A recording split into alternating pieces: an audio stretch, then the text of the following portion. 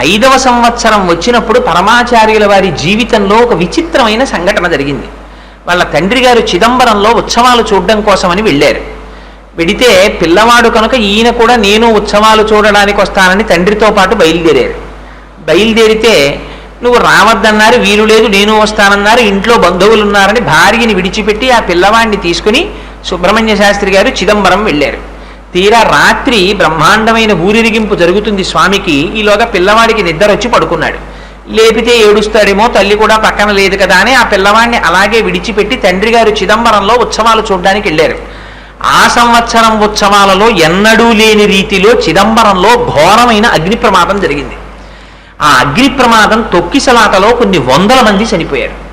ఎలాగో అలా తప్పించుకుని సుబ్రహ్మణ్య శాస్త్రి గారు మాత్రం స్నేహితుడి ఇల్లు చేరుకున్నారు. మరునాడు పొద్దున్న పిల్లవాడు లేచి, నాన్నగారు రాత్రి నన్ను ఎందుకు తీసుకెళ్లలేదు తిరణాలకని ఏడుస్తున్నాడు.